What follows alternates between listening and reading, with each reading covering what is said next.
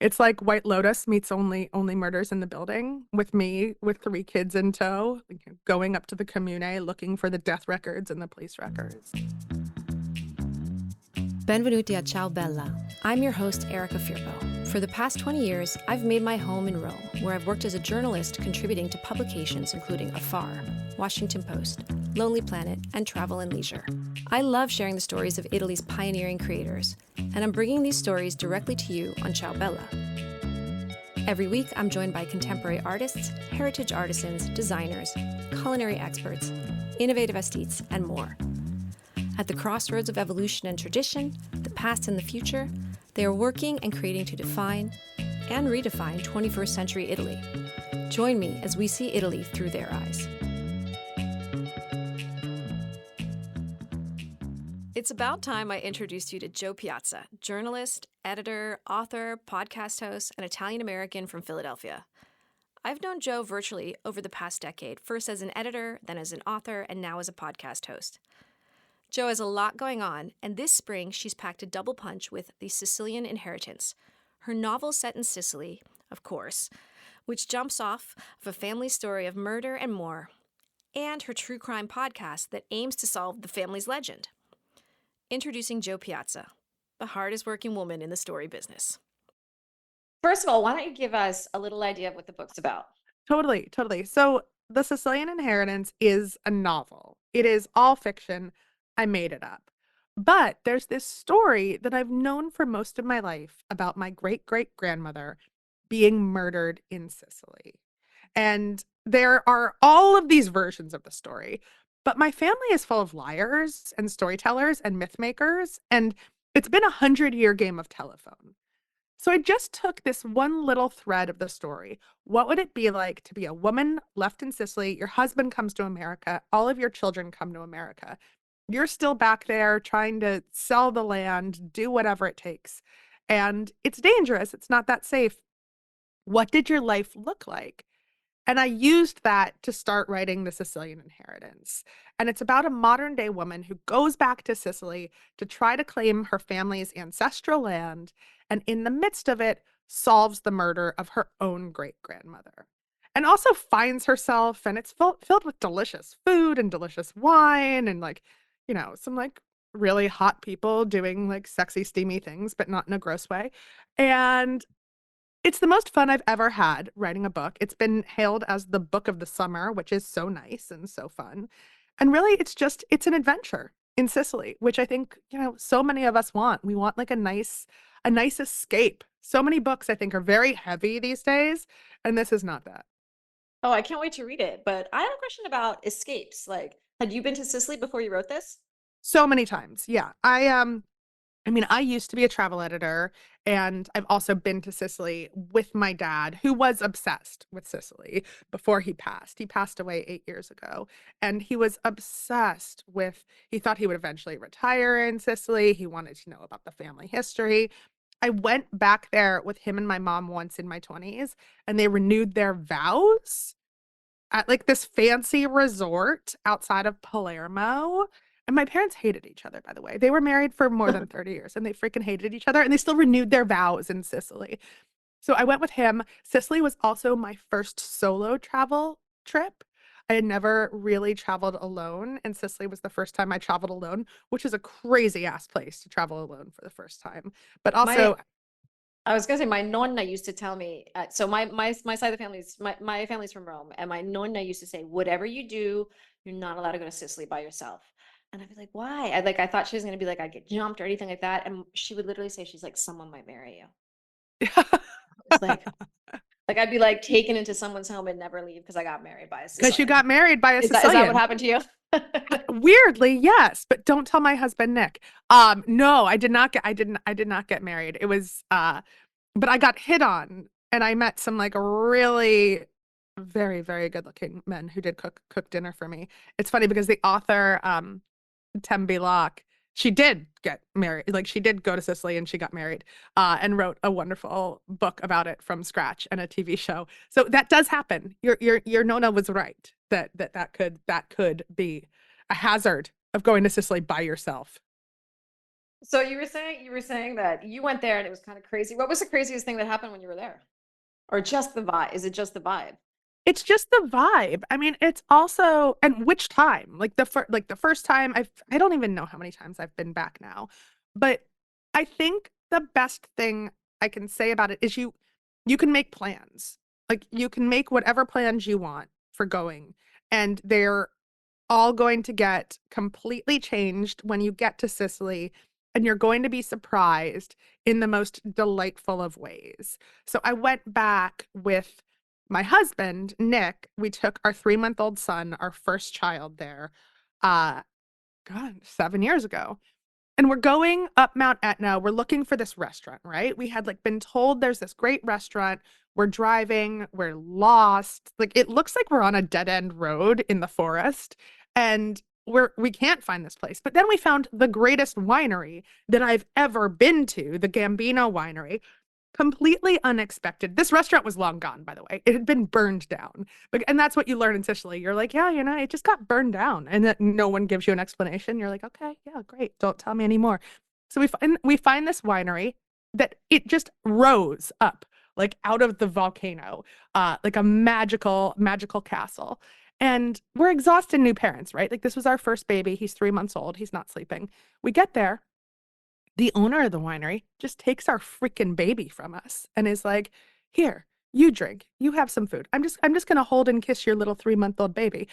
It it was magical, but more magical because it was unexpected. This was not what we planned for our day. And I think that's what every day is like in Sicily. You're like you make a plan, and in most places, your plan happens. In Sicily, it doesn't, but then something better happens.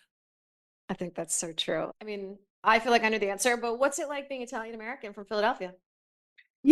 I have to say, I love being Italian American. It is the part of my family that it's the part of my identity that my family has embraced the most. So my dad was half Irish, half Sicilian, and yet I don't think the man ever celebrated a St. Patrick's Day.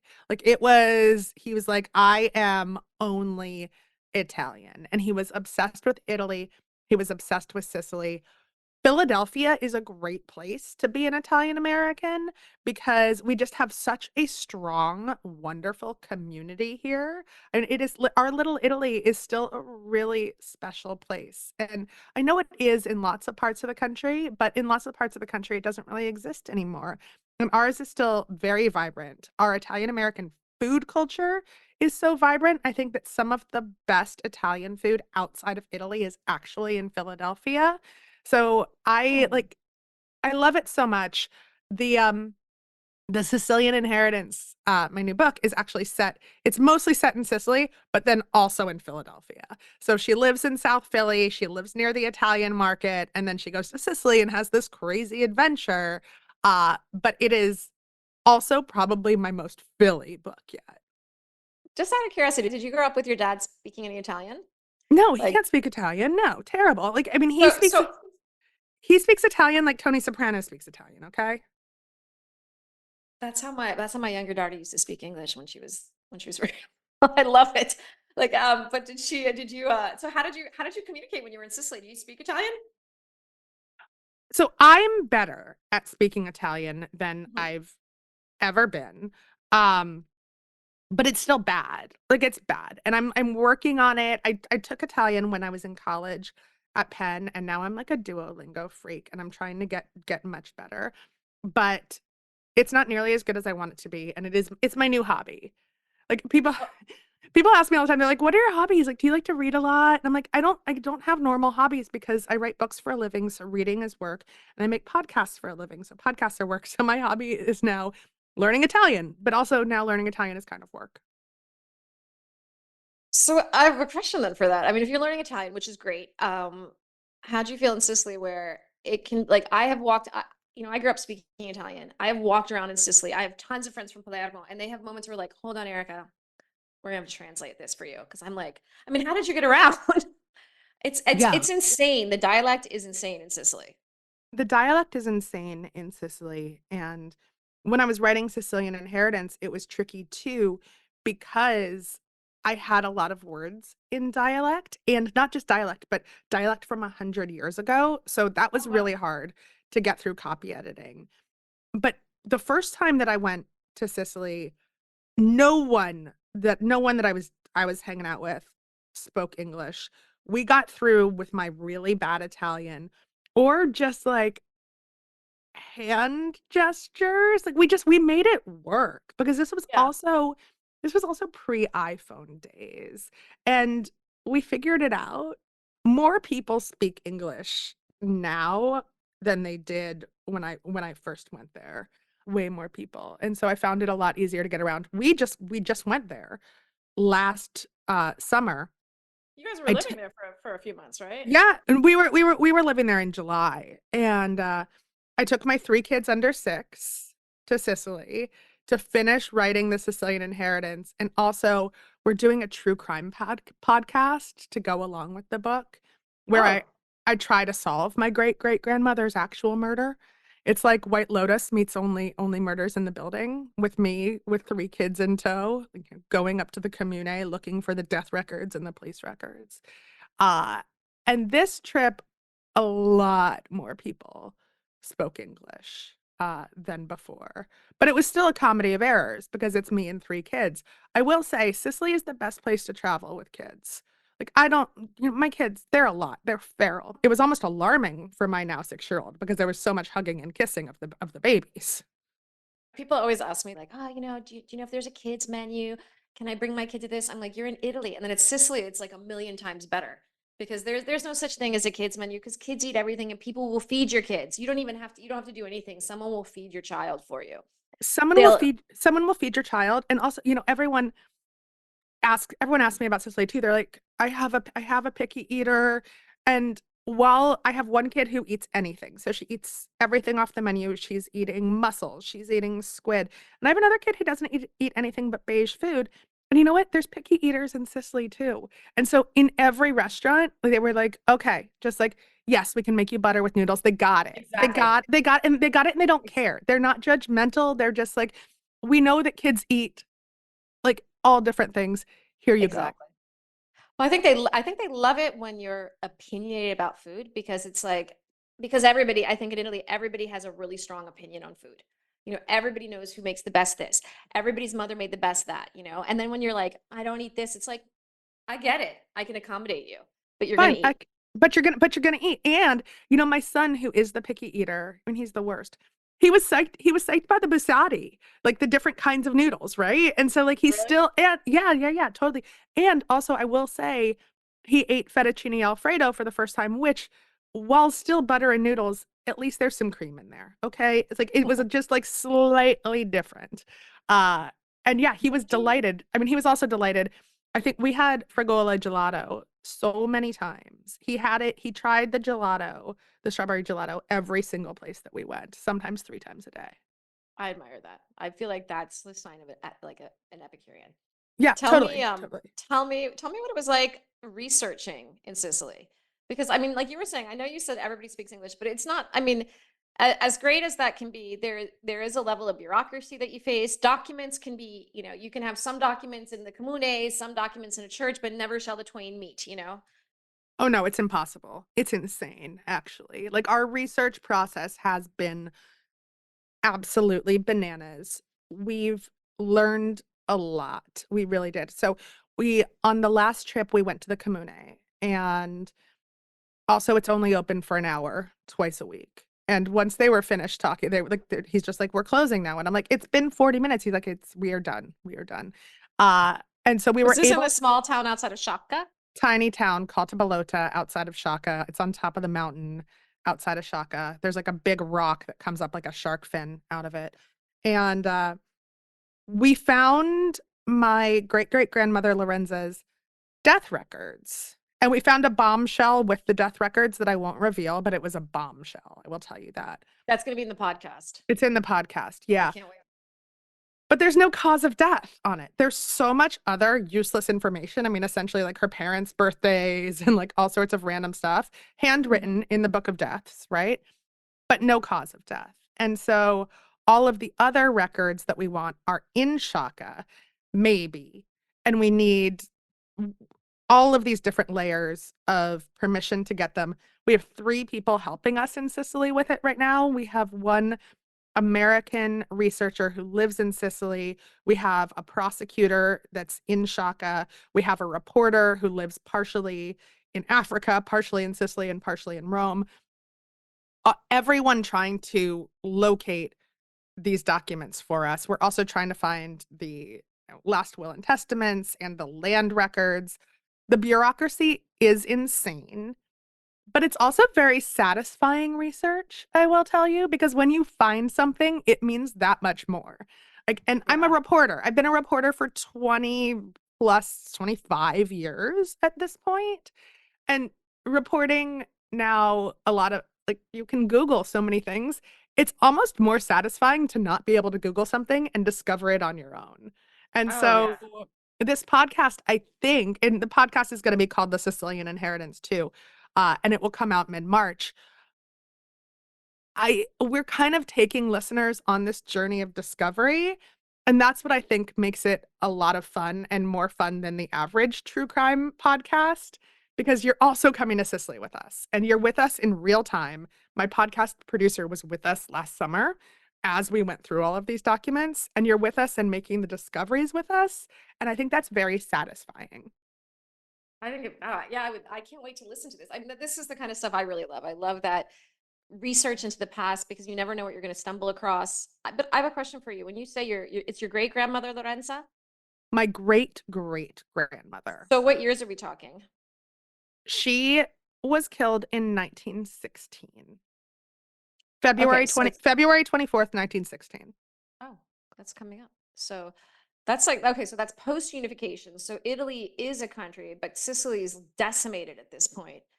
Um, I can't imagine that must have been a lot of fun, a lot of like frustrating fun to go through all of that. I mean, it probably still is, because especially when you're dealing with like the small comuni, which on one level can be really helpful because they don't have a lot of people. But I'm gonna guess like Piazza.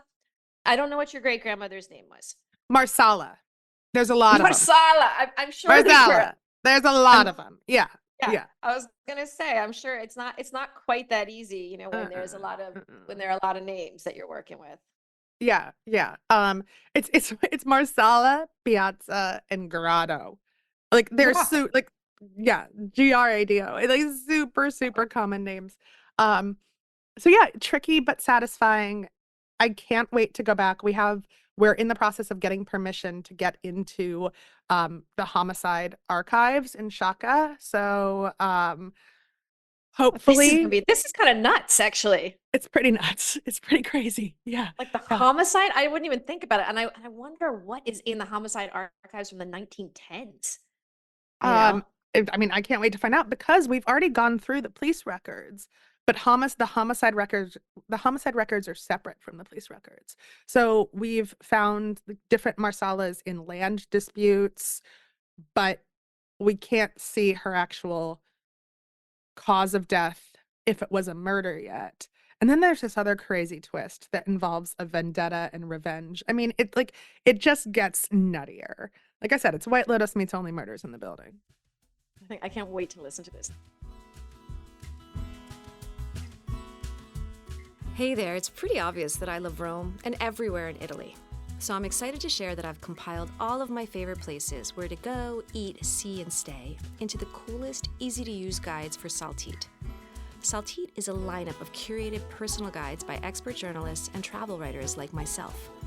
My guides, Rome with Ciao Bella and Venice with Ciao Bella, are the very best on-the-ground resources for the Eternal City and La Serenissima.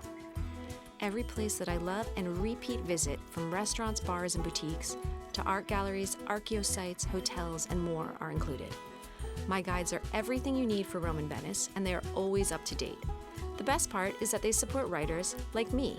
Along with my guides, Saltite has great guides to Lisbon, Paris, Bologna, Philadelphia, and my favorite, Little Italy in the Bronx, by Ciao Bella guest Daniele Oteri.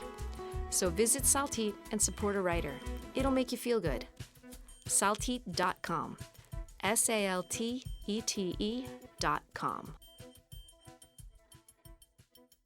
Do you still have family members in Sicily? I don't. No, no, not close family members. And we're talking like sixth cousins at this point. But everyone left. Lorenza had 7 children, and they all came to America one by one, two by two. We also worked with Ellis Island to get all of those records, so we have all Mhm. of the ship manifests and everything, which Did they is all go to very cool. Philadelphia? They all went to Scranton. They all went to Northeast PA because the mines were up there. And so, Yep. Sicilians had worked in a lot of the sulfur mines. And so Hmm. they went to work in the coal mines and be farmers in northeastern PA where land was cheap. Just, I'm gonna throw this randomly out there. Do you remember that baseball player, Mike Piazza? Yeah, we are not related. He is also from Philadelphia. He actually he wanted to be on my other podcast, Committed, a long time ago because I think he moved back to Italy to do Mike Piazza? something. I think so with Really? his wife. I think they started a vineyard or something. Maybe I'm just making up lies right now. I don't know. I should Google this. But when I was a poor young reporter living in New York City in my 20s, I just showed my driver's license at the Met Stadium and they like let me into a fancy box because they thought I was related to Mike Piazza. Like, he's my big brother. I just didn't say anything, it is not a lie if you just like smile and nod knowingly. Oh, I gotta try that with the name Piazza. I once was on an airplane and I'm getting on the airplane and this guy goes, yo, which I was like, it's music to my ears, I right? know. And I Yo. look, and because I was going from Philadelphia to LA, and this guy goes, yo, do you want to sit next to me? He's like, I've got an open seat. And I was like, and it was in first class. And I look at him and I'm like, are you? He's like, I'm Mike Piazza. And Yes. I was like, yo, I'll sit next to you. Yo. Yeah, I will. Yo. So I that, love that that. That brings well, me so much joy. I think any little Italian American moment brings me joy. Especially Totally. if it has a little Philly overlap. Yeah, Um, exactly. it- Exactly. so does your family move to Scranton? So they moved to Scranton and then a lot of them moved down to the Philly area. Um, my dad is one of five, and him and his sister moved to Philly. There's also some of them are also in Iowa. One of the fun parts about the Sicilian Inheritance podcast is interviewing my different family members about their version of this story because they're all different. Wow. And Yeah. they're all over. They're in Iowa, they're in Philadelphia. They're in Iowa, they're in Scranton, they're in Rochester, New York, they're in Philly. Yeah. And Plus, they all have this slightly different version, which, like I said, it's been a 100-year game of telephone. well, you also said something earlier where you were like, they're all a bunch of liars, myth makers, Yep. and Storytellers. Yeah. that's the point. Like it just, it's like 1,000 years of telephone or 100 years of telephone, like you're saying. But then everybody has their own sensationalism. So tell me a little bit. How does that come into, or does that at all come into the book? Yeah. So the thing about the book is it really is fiction. It's a novel. Because I am also apparently a storyteller, myth maker, and liar. And How many I podcasts do you have? You have 6 podcasts? I don't You have know. I nine don't books? How many books do you have? You are a storyteller. there's 12 books. And right now I am making 4 podcasts. That sounds crazy when I say it out loud. It's insane. It's insane. And there's 3 children. Like it's nuts. But so when I was writing the novel, I didn't want to know the real story. I wanted to just write fiction. I wanted to enjoy like the storytelling creation aspect of it. I didn't start doing the real research until after I had turned the novel in. And then when I did, something crazy happened, which is I discovered that a lot of the things I had written about her were true. And so like that's creepy, right? It makes me think that like there is something a little bit bigger and more woo-woo going on here that maybe this woman who and we talk about this a lot in the podcast. I don't think it's giving anything away. My family tells this story all the time. Half of them don't know her freaking name, okay? They just like it's a story of a woman who was murdered. And they've kind of held on to that. And yet, I think it's very important to talk about who she was as a woman in the world, because we lose women's stories because they haven't been able to tell their own stories for so long. And so my goal has really been to find out more about what she was like in life. And, there are some rumors that she was a strega, that she was a witch and a healer. These are details that ended up in the book and just became I do think that there is something to the fact that she wants her story to be told. And so in the podcast, we're also consulting with three different psychic mediums, as well as some Italian American strega today. So we're going there. We are like dealing with the Sicilian bureaucracy, and we are also dealing with um the like supernatural world. We do all the things. The stregaria. That's what we say in Italian. Stregheria, yeah. Oh, that's you're insane. That's I insane. That's know, I know. There's something wrong with me. There's like it's insane. Yeah, but it's so fun. It's really fun. tell me you've spent so much time in Sicily. You brought your kids to Sicily. Where would you say, and not including your little hometown, what are some of your favorite places in Sicily? Oh, it's so hard. But this past trip, we went to Scapello for the first time and did the whole Zingaro Reserve and the boat trip. And I loved that. I love Scapello. I'm working on planning a reading and writing retreat in Sicily, hopefully for the fall, which I think that we'll be doing in Scapello. I love Cefalù, that we went there for the first time, spent like significant time there for the first time this past trip. I also loved Modica, which I did not go to on this trip. We were there when I was there with my husband and my first kid, and that was just a delight. I still have friends that send me chocolate from there on a very regular basis, friends that we met while we were there. Um, I have an unpopular opinion. I don't like Taormina. I think it's beautiful and like I like to visit for a couple hours when the cruise ships are not there, but it's just so crowded and it has become so touristy that we completely avoided it on this past trip. I would say, it's probably also in your genes because you're West Coast.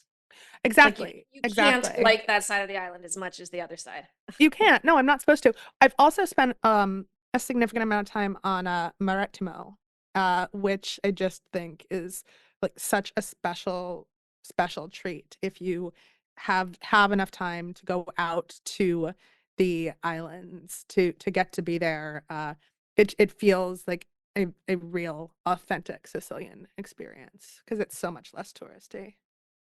So I have an idea. When your book comes out, which by the time everyone's listening to it, it has come out and everybody's got it. But when your book comes out, The Sicilian Inheritance, because I haven't been to, I love Palermo, I love Sicily, I love all of Sicily, but I'm supposed to be going back shortly. But I think I might time it with your book. I'm Yeah, going to do sit on the that. beach. I'm going to sit on your beach because you said it's the book of the summer. I'm going to sit on the beach, read Hmm. The Sicilian Inheritance in full immersion, full infusion Sicilian. Yes, this is what I want. This is what I want. I want people to either read it in full immersion Sicilian or be reading it and then book your trip to Sicily, which a lot of our early readers have read it and then booked a trip to Sicily. Like it puts you right there. It really does. I really can't wait to read it. I can't wait. I'm just gonna be 100% Sicilian when I read The Sicilian Yeah, you Inheritance. are. Oh, Yeah, you are. are you gonna do an audiobook? So yeah, there's an audiobook. We just auditioned the readers because the book is told in two timelines. Serafina in the early 1900s and Sarah in modern day. And we have a native Italian speaker doing Serafina, which is great. Oh, Yeah, yeah. And so yeah, the audiobook is being recorded right now. I don't do my own audiobooks for fiction. We hire voice actors for that. I only do it for the nonfiction. But the audiobook is going to be really good. all right. I can't wait. Because I was wondering if it was gonna be like Joe behind it, but I like this idea of like you having someone else in the characters. Yeah, I yeah. can't wait. So I know you're going to Sicily in a few weeks. What's the first thing you're gonna eat? Oh my God, such a great question. I'm a big squid ink pasta girl. Oh, Like yeah. So I love a good squid ink pasta with some grilled octopus and I love a good pistachio busati. And I've got to say the cannoli in Sicily are better than the cannoli you're gonna find I mean, definitely, there's good cannoli in Philadelphia, but nothing compares. So, Agreed. I've had better cannoli in Sicilian gas stations than I've had in the best restaurant in the States. Agreed. Agreed. Well, I can't wait to meet you. I can't wait to see you, and I'm looking forward to the book. Thank you. I can't wait. Yeah, I will either see you in Rome or I will see you in Philadelphia. Jo's book, The Sicilian Inheritance, is on bookshelves now. Her podcast, The Sicilian Inheritance, should be in your ears right now. Thanks, Jo, for making this episode happen.